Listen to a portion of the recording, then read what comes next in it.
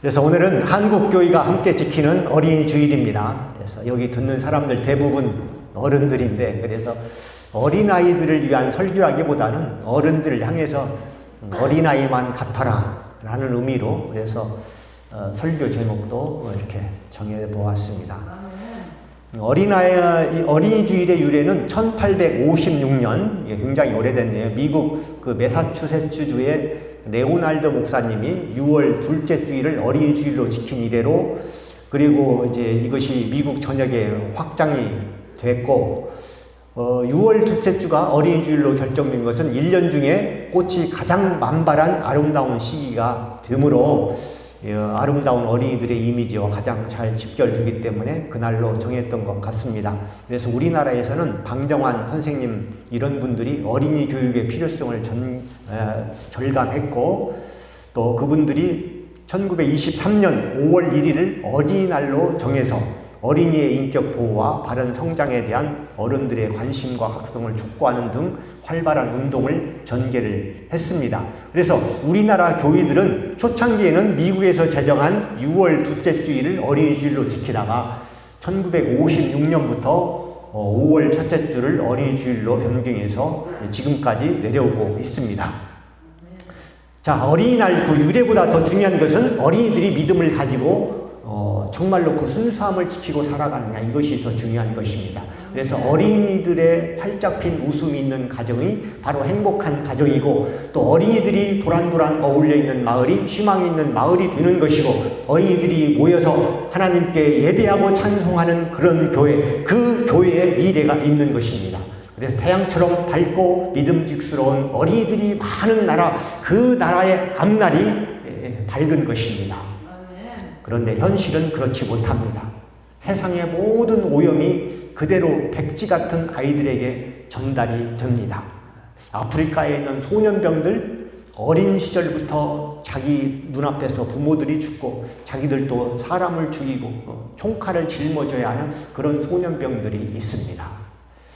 다음에 거기에 대해서도 얘기해 드리기로 하고, 어쨌든 어린아이들에게 세상의 오염이 그대로 백지 같은 아이들에게 물려지게 되면 어린아이들도 결국 오염된 삶을 살 수밖에 없는 것입니다. 이런 얘기가 있어요. 어느 날 한 초등학교 교사 선생님이 학생들을 가르치면서 칠판에 글을 쓰고 있는데, 한 아이가 뒤에서 큰 소리를 쳤습니다. 선생님, 안 보여요. 대가리 좀 비켜주세요. 선생님은 당황했어요. 어떻게 저런 말을 쓸 수 있나? 그런데 그 아이는 하나도 당황하지 않았답니다. 왜냐하면 집에서 엄마 아빠한테 늘 들어보던 그런 단어이기 때문입니다. 이 정도는 양과예요. 이런 일도 있었어요. 아빠를 찾는 전화가 왔습니다. 그래서 어린아이가 받았어요. 공손하게 대답을 합니다. 우리 아빠 주무시고 계셔서 전화 받을 수가 없어요. 너 참 착하구나. 전화도 잘 받고. 그런데 말이야, 지금 시급한 일이니까 조금 아빠 깨워서 전화를 받게 해 주었으면 좋겠다 하니까 이 어린아이 아주 공손한 말투로 또 대답을 합니다. 안 돼요. 우리 아빠는요, 깊이 잠들었을 때 깨우면 생지랄을 다 해요. 이런 걸 가르쳐서 심은 대로 거둔다고 하는 거예요. 말한 대로 배운다, 이렇게 하는 것입니다. 그러니까 부모들은 자녀들 앞에서 좋은 언어를 쓰고 자녀들도 좋은 말을 쓰려고 해야 하는 것입니다. 나쁜 말을 쓰면 나쁜 생각이 배이게 되고 그것이 나쁜 행동으로 이어지는 것이에요. 그러므로 어떤 일이 있어도 예쁜 언어, 또 상대방을 배려하는 언어 습관을 길러야 하는 것입니다. 자, 본문 1절 말씀을 보세요. 본문 1절, 18장 1절. 그때 제자들이 예수께 나와 이르되 천국에서는 누가 크니까. 그러니까 당시 제자들은 예수님이 멀지 않아 예루살렘에 입성을 하고, 또 그 당시 그 이스라엘을 지배하고 있던 로마를 무찌르면 예수님은 그 능력이 있잖아요. 자신들도 새 왕국에서 한 자리를 차지할 거라는 기대를 가지고 있었습니다. 그래서 그들 사이에 보이지 않는 분쟁과 갈등이 생긴 거예요. 누가 제2인자가 될 것인가? 누가 국무총리 자리에 앉을 것인가? 누가 법무부 장관이 될 것인가? 그래서 이런 질문을 한 겁니다. 누가 큰 자입니까? 그래서 예를 들어서 세례 요한이 아니라 사도 요한 같은 경우 비교적 부유한 집안에서 교육을 받았습니다. 그래서 누가 가방끈이 커? 니들은 가방끈 같은 거 가지고 있느냐? 뭐 이렇게 얘기했을 것 같고, 베드로는 또 이 갈릴리 바닥에서 나 부르면 간첩이다 하면서 텃세를 부렸을 것 같고, 유다는 가룟 유다 아시죠? 열심당원입니다. 지금으로 말하면 운동권 출신이에요. 그래서 니네들 민주화 운동 해봤어? 안 해봤으면 명함 내밀지 마라. 이러면서 서로 자기가 잘났다고 나섰을 것입니다. 그 당시 제자들이 그랬고, 요즘은 또 어떤가요? 요즘에 교회 다니는 성도들 중에서도 당시 제자들과 같은 생각을 가지고 있을 것이다. 누가 세상에서 성공을 했는가? 누가 더 높은 자리에 있는가? 누가 더 돈이 많은가? 누가 더 좋은 차를 타고 다니는가? 누가 더 멋진 옷을 가지고 입고 다니냐? 이것에만 사람들이, 성도들도 관심을 가지는 거예요. 정말 하나님 앞에 누가 신실하고, 누가 더 기도를 많이 하고, 누가 더 하나님의 말씀대로 살아가느냐, 여기에는 별로 관심이 없습니다. 성도들만 그런 게 아니고 목회자들도 그래요. 누가 얼마나 큰 교회를 맡고 있느냐, 재정이 얼마나 불었느냐, 여기에 또 목회자의 급이 달라집니다. 자, 그렇다면 천국에서 누가 클까요? 자, 저를 포함해서 여기 계신 분들 이 땅에서 별로 그렇게 높지 않았잖아요. 낮은 자로 살아왔으니까 천국에 가면 거기서는 좀 큰 자로 살아야 할 것 아닌가, 뭐 이런 생각을 하시는 분 계신데, 사실 천국에서는 차별적인 계급이었기 때문에 누가 크냐는 질문 자체는 잘못된 것입니다. 천국에서는 큰 자, 작은 자가 없습니다. 그런데 만일 있다고 하면, 가정에서 있다고 하면 자신을 낮추고 신실한 사람이 천국에서 큰 자입니다. 그러니까 여러분, 기왕 낮추고 산 것 더 낮추시길 바랍니다. 그러려면 어린아이처럼 계산이 없고 순수해야 하는 것이죠. 그래서 예수님도 어린아이 같은 순수한 마음을 얘기하신 것입니다. 자, 2절, 4절 말씀을 보세요. 예수께서 한 어린아이를 불러 그들 가운데 세우시고 이르시되 진실로 너희에게 이르노니 너희가 돌이켜 어린아이 같이 되지 아니하면 결단코 천국에 들어가지 못하니라. 자, 이 부분에서 우리의 눈길이 끄는 구절이 있어요. 여러분은 어디에 관심이, 초점이 가나요? 너희가 돌이켜 어린아이 같이 되지 않으면 결단코 천국에 들어가지 못하니라. 자, 무슨 얘기입니까? 우리가 천국에서 누가 크냐 작냐, 이것은 배부른 소리야. 어린아이 같이 되지 않으면 천국 문턱도 못 간다. 여기 우리는 초점을 맞춰야 하는 거예요. 여기서 우리는 구원의 교리에 대해서 한번 살펴보도록 하겠습니다. 예수님께서 복음서에서 천국에 들어가지 못하는 3대 조건을 말씀하셨습니다. 그러니까 이러이러하지 아니하면 천국에 들어가지 못한다. 부정적인 의미로 말씀을 하신 것이죠. 3번이 나오는데 3번 다 결코, 결단코, 영어로 never, 이 강조가 들어갔습니다. 이 3가지를 우리가 염두에 두어야 해요. 천국에 못 가면 말지 안 됩니다. 여러분, 서울대 못 가면 연고대 가면 되고, 뭐 대기업 못 들어가면 중소기업 들어가면 되고, 의사 못 되면 약사 되면 되지만 천국은 그게 아닙니다. 천국 못 가면 어디? 갈 곳은 지옥밖에 없는 거예요.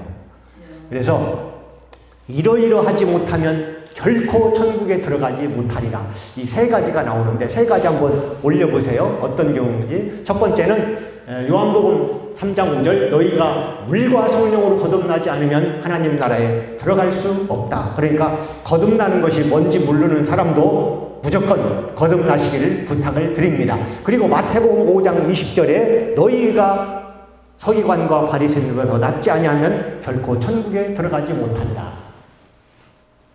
아가 있고, 세 번째는 어린아이들과 같지 아니하면 결단코 천국에 들어가지 못한다. 오늘 본문 말씀이죠. 그러니까 이 3가지 공통점이 있습니다.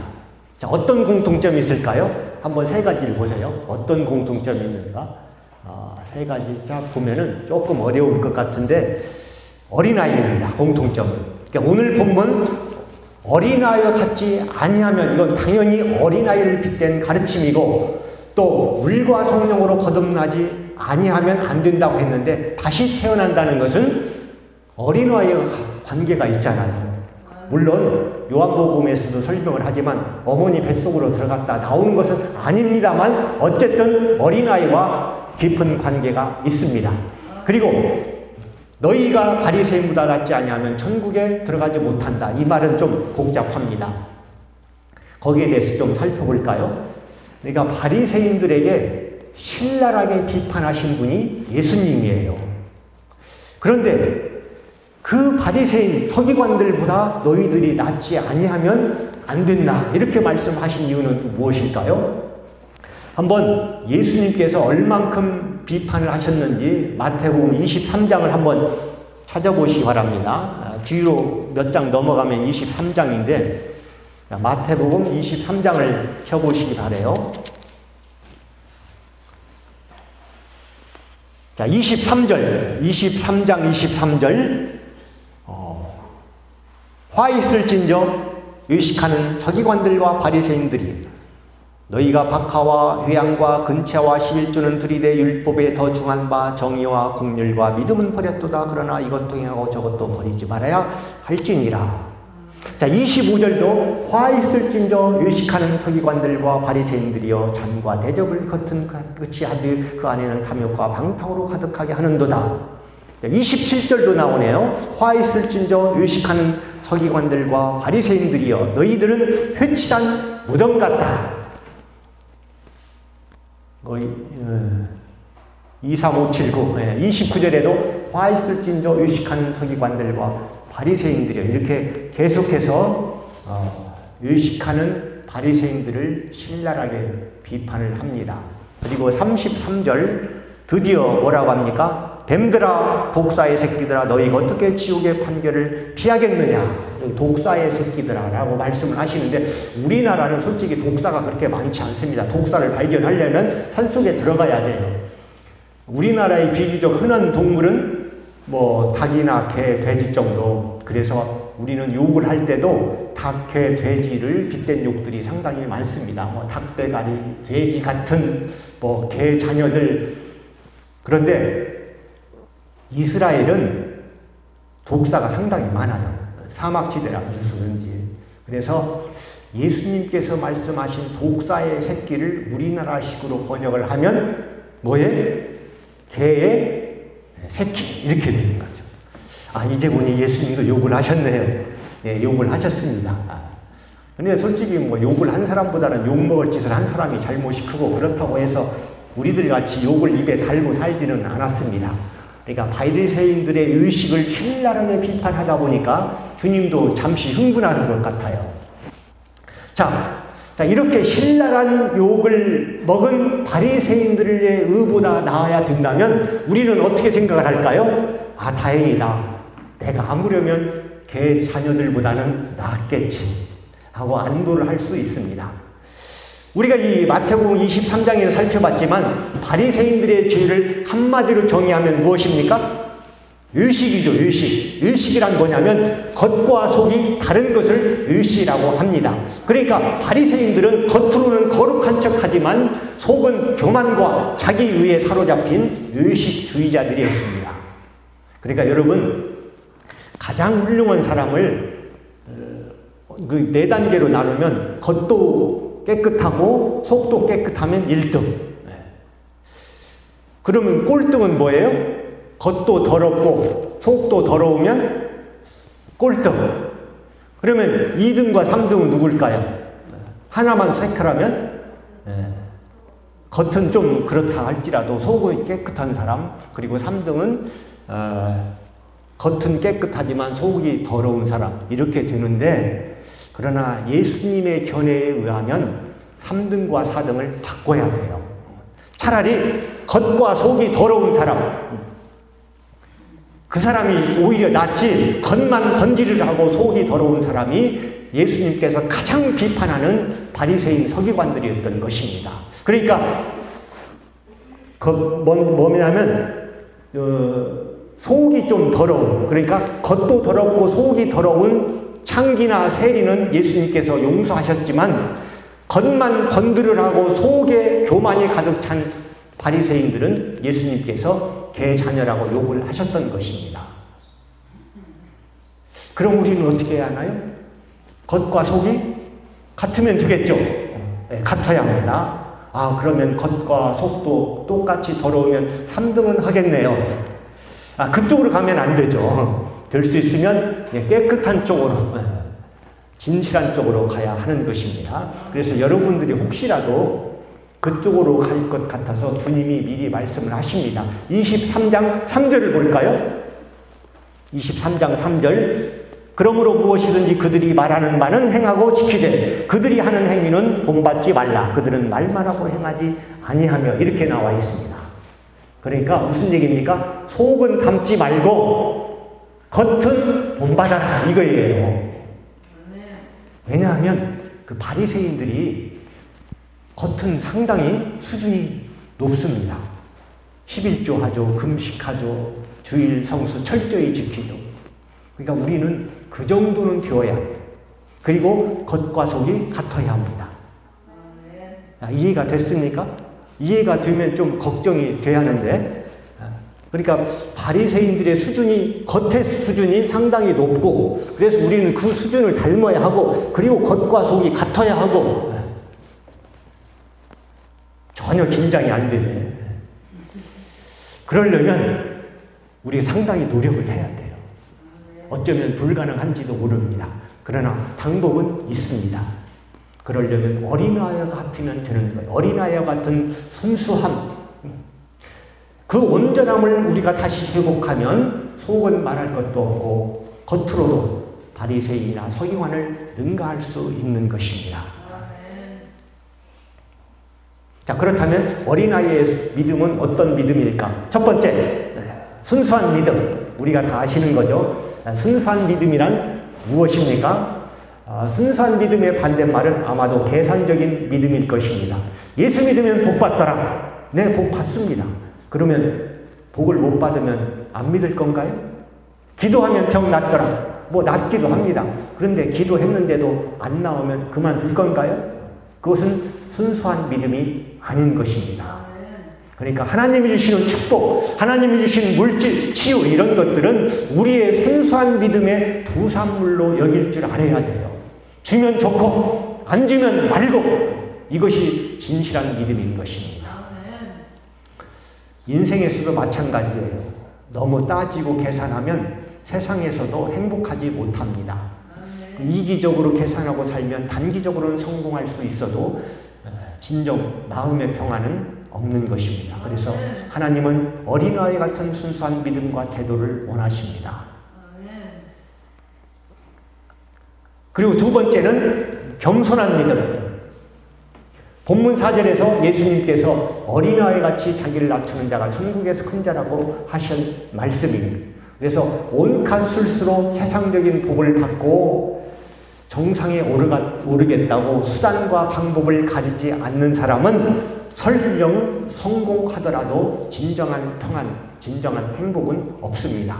반면에 자신을 작은 존재라고 여기고 잘난 체하지 않고 힘을 과시하지 않는 겸손한 사람은 성공 실패와 관계없이 그 안에 진정한 하나님의 평안과 기쁨이 임하는 것입니다. 믿으십니까? 여러분, 왜 어린아이가 겸손합니까? 어린아이는 약한 존재 아니에요? 그래서 자기가 약한 거라는 것을 아니까 낮아질 수밖에 없습니다. 어른이 되어서도 겸손해질 수 있는 방법은 하나님을 믿는 믿음이 있어야 하는 거죠. 여러분, 하나님 앞에 서면 누구나 다 작아질 수밖에 없잖아요. 그래서 자기가 연약하다고 인정하고, 하나님, 나는 하나님을 믿지 않고는 하루도 한시도 살 수 없습니다. 하나님, 나와 함께 해주세요. 이런 사람은 겸손해질 수밖에 없는 것입니다. 그리고 세 번째, 절대적으로 하나님을 신뢰하는 믿음이 어린아이들이 가질 수 있는 믿음인 것입니다. 어린아이들은 태어날 때부터 강한 신뢰가 있습니다. 왜냐하면 자기를 보호할 수 있는 힘이 자기 스스로는 전혀 없잖아요. 그래서 엄마에 대한 절대적인 신뢰가 있을 때만이 생존이 가능한 것입니다. 우리도 마찬가지예요. 우리도 궁극적으로는 우리를 지킬 힘이 없습니다. 시간이 가면 아무리 돈과 권세가 많다 할지라도 다 늙고 병들고 죽는 거 아니겠습니까? 그래서 하나님을 절대적으로 신뢰해야 하는 것입니다.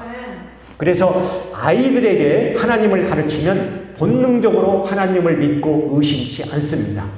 어른들은 전도하기 참 힘들어요.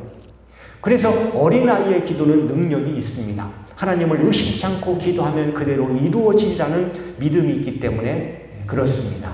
그래서 예수님은 어린아이들이야말로 하나님의 뜻을 가장 잘 알 수 있는 자들로 보셨던 것입니다.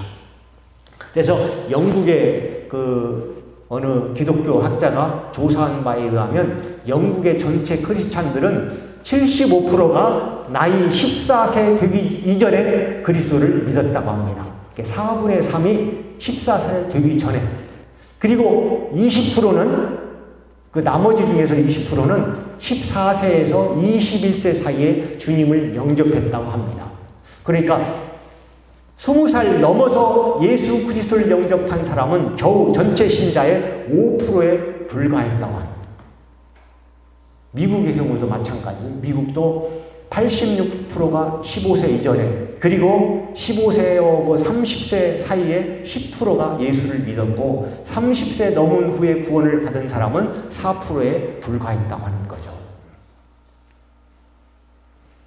그러니까 쉽게 얘기하면 21세 이상 되고도 예수를 처음으로 믿게 된 사람은 5%에 불과하다. 즉 나이 들어서 예수 믿으려면 20대 1의 경쟁을 뚫어야 돼요. 5%밖에 안 되니까. 그것도 영국, 미국, 한국 같은 기독교 국가가 그렇지 북한이나 무슨 사우디 이런 이슬람 국가에 태어나면 그것도 될 수 없는 거죠. 불가능한 거죠. 그러니까 여러분, 우리 김철용 성도님 같은 경우 이렇게 20대 1의 경쟁률을 뚫고 이 자리에 앉아 있는 겁니다. 그러니까 끝까지 완주하시기 바랍니다. 믿음으로 살아야 돼요.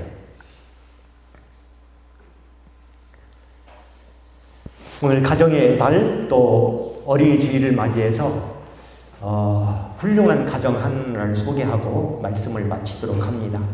가정에서 자녀를 위해서 부모가 담당해야 할 역할에 관해서 좋은 참고가 될 미국의 한 가정이 있습니다.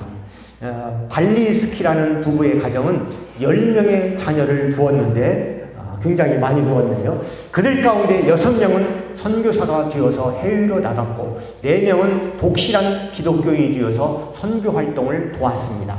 그러니까 이 발리스키 가정에 맏아들인 랄프란 사람은 부모로부터 강렬한 신앙적 영향을 받았던 어린 시절을 이렇게 회상을 합니다. 나의 아버지는 초등학교 4학년까지밖에 다니지 못했지만 아버지와 어머니는 헌신적인 그리스도인이었으며 아름다운 기독교 가정을 이루었습니다. 그리고는 다음과 같이 그 이유를 설명을 했습니다. 잘 들으시고 오늘부터 실천하시기 바랍니다. 이 4가지 한번 올려볼까요? 이걸 보니까 뭐 그렇게 쉬운 건 아니지만 돈 많이 드는 건 또 아니에요. 한번 보겠습니다. 발리스키 가정의 부모의 역할. 첫째, 어머니와 아버지는 우리가 세상에 태어나기 전부터 우리를 하나님께 드렸습니다. 두 번째, 그들은 매일 가정 예배를 드렸습니다. 처음에는 그것이 우리들에게 힘들고 귀찮은 일이었지만 지금은 우리가 결코 잊을 수 없는 아름다운 추억이 되었습니다. 세 번째, 아버지는 우리들의 친구가 되어서 허물없이 우리를 사랑해 주셨지만 결코 가장으로서의 위험을 잊지 않으셨습니다. 우리 가정에서 아버지의 결정은 대법원의 판결과 같았습니다. 믿음 안에서 잘 양육을 했다는 것이죠. 네 번째, 부모님은 언제나 우리에게 공평무사하게 대해주셨습니다. 잘못했을 때는 벌을 받았고 잘했을 때는 칭찬을 받았습니다. 다섯째, 아버지와 어머니는 언제나 말씀과 삶이 일치하셨습니다. 그들은 삶으로 우리들을 가장 이상적인 모범을 보여주셨습니다. 무엇보다도 우리가 결코 잊을 수 없는 가장 중요한 사실은 그들이 진실로 우리를 사랑했다는 것입니다. 그래서 훗날 다 이제 성장해서 중년이 된 자녀들의 기억 속에 이와 같은 인상과 추억이 깊게 남을 수 있다면 그 부모는 경건한 부모로서 사명을 다한 것입니다. 5가지를 쫙 읽어보니까 어떻습니까? 감동이 오십니까? 그래, 나도 저런 모범적인 가정, 모범적인 자녀를 길러야겠다. 표정들을 보니까 목사님 앓으니 죽겠습니다. 아그더라, 너희들은 우리 쳐다보지 말고 그냥 목사님 말씀 잘 듣고 알아서 잘 훌륭하게 커. 뭐 그런 심정입니까? 그렇게라도 말하면 안 하는 것보다는 훨씬 낫겠지만 정말로 선교사 같은 위대한 정치가 같은 하나님의 귀한 목회자 같은 그런 사람 나오기는 힘듭니다. 그러니까 여러분들의 믿음과 삶을 개선하고 아이들을 향해서 나를 따르라 이렇게 외칠 수 있는 정도는 되어야 하는 것입니다. 그렇게 말할 수 있다면 틀림없이 여러분의 자녀들 가운데 나라를 귀한 엄청난 유인들이 나올 줄 믿습니다. 이 믿음을 가지고 또 5월 한 달을 살아가고 2022년도를 살아가는 성도가 되기를 주의 이름으로 축원합니다. 기도하겠습니다.